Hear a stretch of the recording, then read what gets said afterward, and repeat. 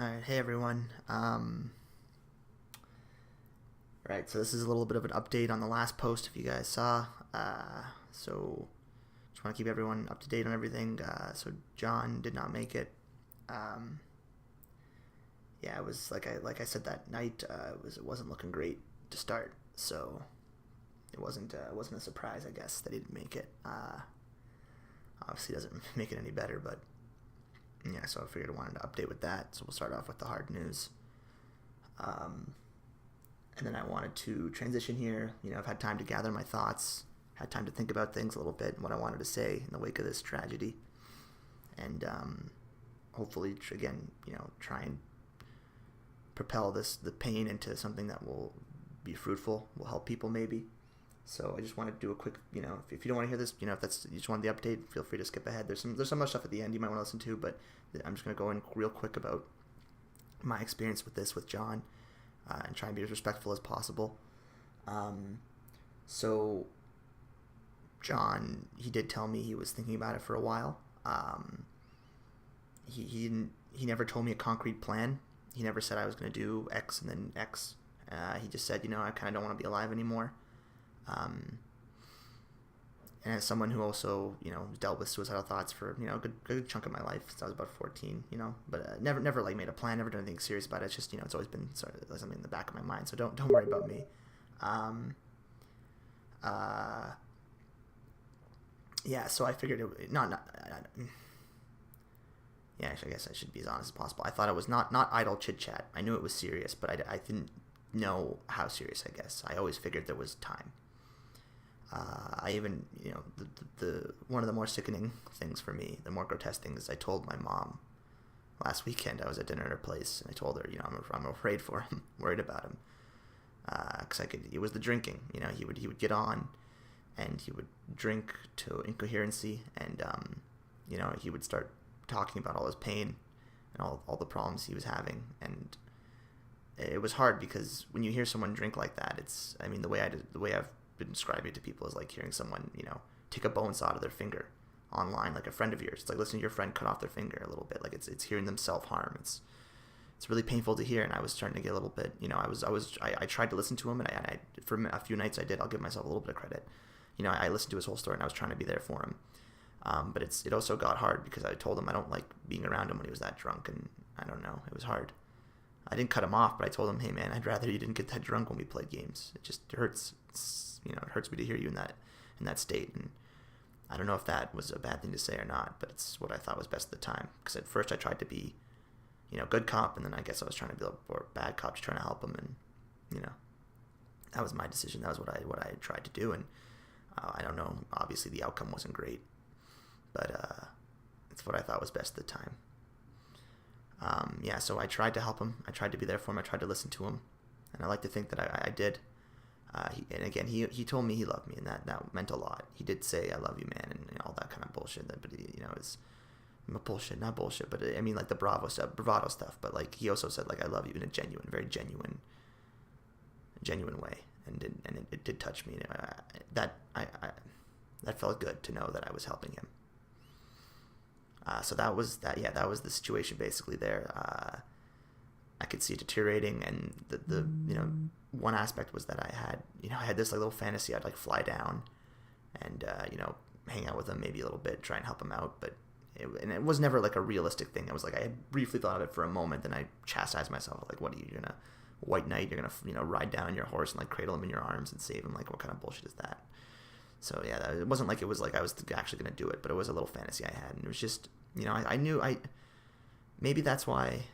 Like I said, that night I wasn't surprised, and that's the hard part. Is like I didn't think it was gonna happen, but I also knew it was a possibility, and that's the shitty part. Is that I don't know what I could have done differently and more. I'm not gonna down myself with that power that I could have saved him, but who knows, right? Like I'll never know, and that's the feeling of helplessness and wondering. That's the hard part. So that's just a little bookend on that story of how of what he told me, and I think the takeaway for me at least is that take people at their word. If you have a bad inclination about that they're gonna that they're gonna do something, you have a premonition, not a premonition, but you think they're gonna do something to hurt themselves, like you should trust that voice, and it's better to overcorrect than undercorrect. And if that means doing something that might piss them off, or that might might anger them, or cause a rift in your relationship, I think it's worth it. Like I don't know, if I could go back and do anything different, it would have been I wish I could have told someone he was close, like someone who was there, to go and help him. That's one thing I wish I would have done. I don't know if it would have changed anything, but it's definitely I'll have to bear that forever, I think. I wish I had just told someone who was there. I didn't think I would get emotional here. I thought I was, but that's something I wish I had done. And I think that's, that if there's any takeaway here, I think, just take people at their word, and then try your best to help them and be there for them. And it's not your fault. And I don't think it's anyone's fault. It's just a horrible situation, something that happened, but it's not like there's no villain here. It's just a tragedy on all fronts. And, to anyone else who's gone through this, who's had a friend, kill themselves, it's not your fault. I mean, I know I'm sitting. It kind of goes against what I was just saying, but I know that that's what you want to feel. I know that's what I want to feel, but I also know that that's the wrong way to think about it, and it's a personal decision at the end of the day, and you can't get in their brain and force them to do something that they don't want to do. You can only try your best to influence them, but you can't crawl inside and assume control, Mass Effect style. And then, I just wanted to also talk a little bit about, because I made a mention of it on that night. I made a mention here in this video. I've had suicidal thoughts in my life, and the way I always cope is, again, and I said that night, and I know this isn't, I've done some research on how to talk about suicide a little bit, and I've actually been, I've done suicide counseling before, with people before, like not personally, but I've counseled them, because I was a residence fellow, but that doesn't matter. Anyways, the point being is, I don't believe in life for life's sake. That's not something I believe in, but I do believe that you owe it to yourself to try everything, to go out and that's at least, you don't owe it to yourself. I owe it to myself. I'll speak personally. I think I owe it to myself to try everything, to do everything there is in this world before I would ever hurt myself, and I have no intention of hurting myself, and to really give it my shot. Like, the one thing inevitable in life is death, right? That's what we all know, and it's like, why bother rescheduling it? That all you have is time. If you're hurt and you're in pain, all you have is time. I know it's hard to hear, and I know that time is the last thing you want when you're in that much pain, but there's so much out there to discover, and that could change the way you think or feel. And that's my own personal story. I was horribly depressed at 16, and I was fat. I was I felt unlovable. I wasn't doing well in school. I felt that my life was crumbling before my eyes, and that was about as close as I've ever come. But things changed, turned around, and I know that not everyone has a happy ending, but some people do, and I had a happy ending. Things turned around for me. And I'm very happy. Well, I'm very happy in general now, obviously, it's the current situation notwithstanding. So sometimes there are happy endings, and the one thing you have is infinite time. Well, not infinite time, but if you're suicidal, you have infinite time, because you're guaranteed to get what you want if you're suicidal eventually. So try everything, do everything, live as much as you can. And one thing I also want to touch on was that, it's John thought, he said things like, oh, everyone would be better off without me. That's like a classic, thing I think that people who are depressed will think.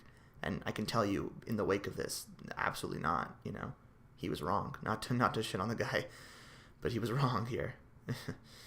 He was absolutely wrong, because I was much happier with him in this world, running around, playing games, being his jovial self, and spreading happiness. I can guarantee it, that almost everyone in this world has people that care about them, and will have people that will be in deep, horrendous amounts of pain where they disappear. And that's it's faulty thinking is what that is. And unfortunately, that was what I think John thought, and that's, and this is how it played out. yeah, and that's, I think, also, to wrap that back into my story, like I would never hurt myself for any reason, for nothing, if rather because of my parents. Like my parents have been nothing but great to me my whole life. I can't hurt them that way. And I don't want to sugar, like, suicide does hurt people, obviously, and it's gonna hurt a lot of people in its wake. And that's, I mean, this is my shitty attempt to try and be honest. Like, I don't know if this is the right thing to say, the wrong thing to say, but this is me being honest, and I hope it helps people, and I hope it's something that if I heard it, maybe it would help me. So maybe it helps someone else, and that's all I can hope for.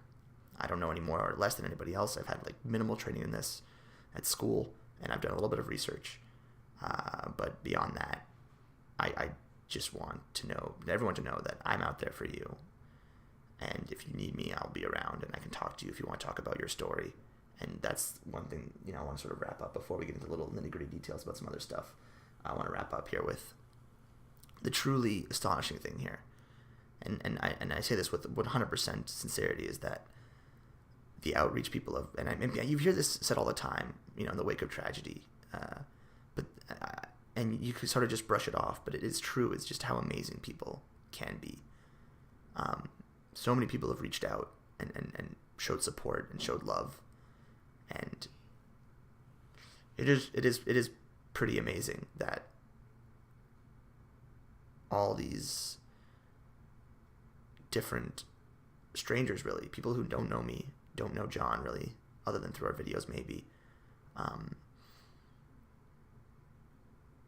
know us through a video game, which is, to a certain degree a shallow thing. It's like, no, to a certain extent, but who barely know us and have come out and just showed so much love and support and willingness to be there. And that is really, it is amazing, that outpouring of love to strangers. It really speaks to a communal human spirit that is breathtaking to behold in a lot of ways. And I just want to thank everyone, whether it's a little message you've sent, or a thumbs up or a review or whatever you've done. I mean, it's helped. I can, and I'm the last person who wants to be like saccharine and be like, oh yeah, everything's so great. But no, it has been amazing. And I want to say thank you to everyone who's contributed in one small way or another, or just even thinking about us. I mean, it's meant a lot to me, and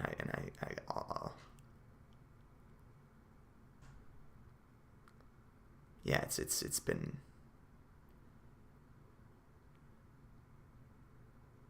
like breathtaking is I think the best word for it. It really has stopped me in my tracks to realize just how much the capacity for love that people can show. It's amazing.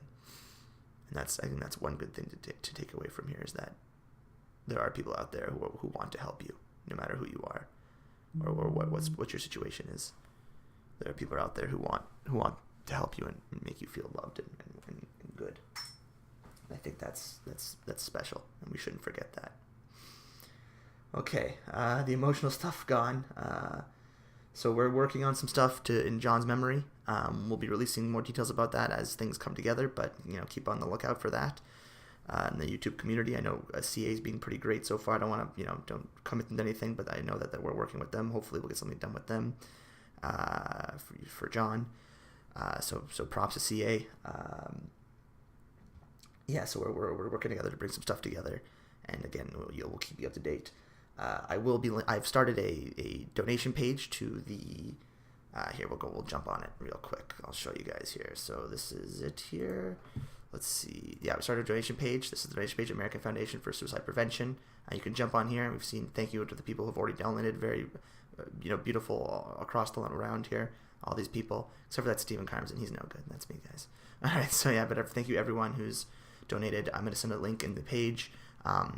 If you want to know a little bit more about the AFSP, Charity Watch gave them an A, which means that they spend most of their money on programs rather than fundraising, which is good. The money it's an American organization. I know that some people, just an American organization. We might try and get an international organization if you'd rather donate to that one, but that'll be in the works. Furthermore, they're a good charity. Most of the money goes to programs, and better yet, John was from Louisiana. and it had the option to donate directly to. So half the proceeds of this will go to the Louisiana chapter, which, you know, if John had gone to, who knows what, you know, might have helped him. So that we might be able to literally help someone in his community if you donate to this page. So I just wanted to give you a heads up on that. And thank you to everyone who's already donated. It's meant a ton. And I think that's about it. And I just wanted to leave it with, you know, a final, you know, just, you know, I should have saved the thing about the amazing human spirit for the end. But yeah, it's just been astonishing, guys. The love and the outpouring of love in the wake of this horribleness, you know. And that's really special. And you guys are all, you know, everyone who sent a message to me is touched me in a way that will stay with me forever. And I appreciate that, and I know it I think it gladdens everyone to know that we're all coming together in the wake of this, and for John, you know, and maybe we can help someone else, and that's, I think, the main goal. Maybe we can turn this pain into progress. Okay, guys. Thanks again for listening. I hope I didn't bring you down, and again, hope to see you guys in happier times.